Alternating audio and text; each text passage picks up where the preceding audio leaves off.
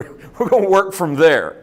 But what we've actually done tonight, I think, is we've answered a question that Paul put out into the ethos a little bit earlier in the book of Romans. So let me pause for a moment, slow down here for a second, do a little teaching. All right? The book of Romans is a spectacular conversational argument on the part of the Apostle Paul. Conversational in that Paul probably doesn't have a pen in his hand. He's probably not writing the book of Romans, he's speaking it. When you get to the end of the book, he even says the man's name who has wrote it down, Tertius. I think Tertius who's written this. And so it's Paul talking to his buddy. I always kind of like to imagine they're sitting and having lunch. And Tertius is just writing everything Paul says. And if you'll read Romans that way, it makes sense why sometimes the book of Romans sort of meanders.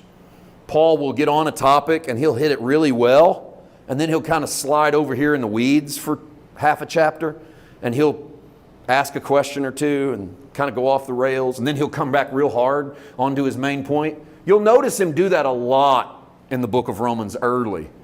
You get through like the 8th chapter, and then he just jumps off over here into this Israel and the Gentiles bit in chapter 9, chapter 10, chapter 11, and then he jumps back over into the personal righteousness, living sacrifices bit from Romans 12. And Romans is kind of meanders that way. Paul writes that way a lot because Paul's not writing.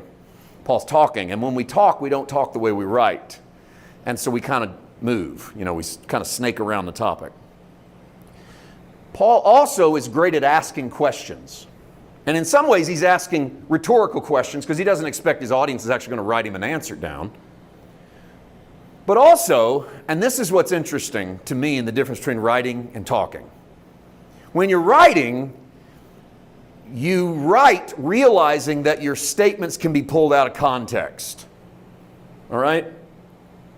You can say something, and someone can take it as a sentence and put it up by itself, and it have nothing to do with what you really meant. But they pulled one sentence out of a whole paragraph. That happens all the time, right? That's why we say, man, you need to hear the whole clip. You sent me 5 seconds of a clip. You need to hear what that guy said right before that. That's why we do that, because people are prone when you write. When you talk, we do it all the time. If you pulled every statement you ever made out here in the world, if it was a running transcript and people just pulled sentences they liked, they could build a whole different version of you. Because when we talk, we work our way around a subject. We throw something out, we don't necessarily agree with it, then we kind of work around it, and then we talk for 20 more minutes, and we land back there again. And I think when you read Paul, you need to remember that that's what Paul's doing. And some of the things we've done with Paul is we've taken his statements and we've pulled them out by themselves and built entire theologies out of them. Okay? Let me give you an example. Go to Romans 9. Now, I want you to note first and foremost that we're simply going backwards 2 chapters. I also want you to note that we're simply going into that section that I told you Paul apparently meanders for a little while into the whole Jew-Gentile argument. Paul makes this statement in Romans chapter 9, verse 22. What if God, desiring to show his wrath and make known his power, has endured with much patience the objects of wrath that are made for destruction? I think the old King James says, vessels fit for destruction. Right?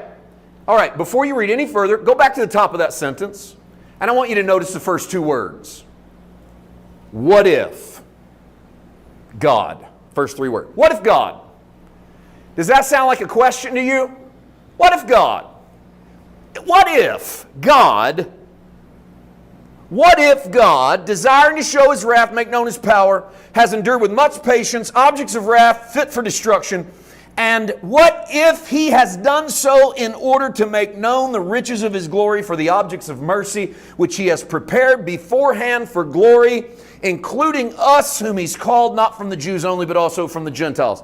Big question mark right there at the end, right? Okay, let's slow down. Let's lay Paul's argument right back out here in plain English. Paul's been wondering what the difference is in the Jew and the Gentile. The reality is that Paul knows that the difference in the Jew and the Gentile is Abraham's seed, circumcised, but he's come to knowledge of Christ, And what he's watching is his Jewish brethren turning to Jesus as their Savior. And now you have a third sect. You have the Gentile, you have the Jew, and you have the believers in Jesus, what we call the Christians. They didn't call them that. But we'll do that for now just to make it clean. You have the unbeliever, the Gentile, you have the Jew, and you have the Christian. And so Paul is hoping to win his Jewish brethren. That'll be his whole argument. But on the way there, he goes, hey, what if God, to try and show his power at saving some, has decided to pour his wrath out on other people, that by pouring his wrath out on them, it'll make his mercy look really good on everybody else. Paul goes, what if that's God? And here's what we did with that. We stopped reading. And we pulled stuff like that out of the Bible and we went, the Apostle Paul, his theology is that some people are vessels of wrath fit for destruction. God's going to get them. And other people are the elect that God's going to spare. And man, we preach that like it's a theology worth shouting over. Some people are going to fry because God's mad at them. And man, you can get the whole church get excited about people being the vessels of destruction. And not a soul in the church thinks they're one of the vessels of destruction, by the way. They're always the vessels fit for the glory and the elect. But everybody else, man, that's the vessels fit for destruction. And Paul was asking a question to start a conversation. Paul goes, what if God is the kind of God? Now I want to say it this way, and you see if you think this is God. All right?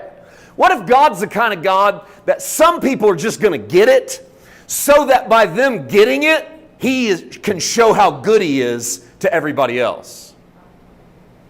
Now, when I say that, what do you think of that God? You kind of go, wait a minute. That don't sound like God at all. Here's your challenge. Just work your way real slow from Romans 9, right there at 9, 22, 23, 24. You don't do this sitting here because we don't have this kind of time. But this is your homework. Just work your way through Romans 9 real slow. And work your way through Romans 10 real slow. And work your way through Romans 11 real slow. And I got a feeling you're going to land where we started tonight in verse 32, where Paul answers his own question. And the God he asked a rhetorical question about in Romans 9, where he goes, what if God's the kind of God that some people are just going to get it so that it looks better when he's good to others? I think there's a smile on his face when he asks it, because he's like, come on, man, that ain't God. You know what? And here's how he lands. You know what I really think God is? God imprisoned all of us in disobedience so that he could be merciful to all of us. Because, guys, if you stack Romans 9, 22, 23, and 24 up against Romans 11, 32, they're contradictory. In Romans 9, you got a God that pours out his wrath on some vessels because they deserve it, but he's nice to others, so that by being nice, by being bad to one, he can show kindness to the other.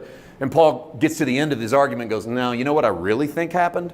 I think God put us all in prison to something so that he could be good to all of us.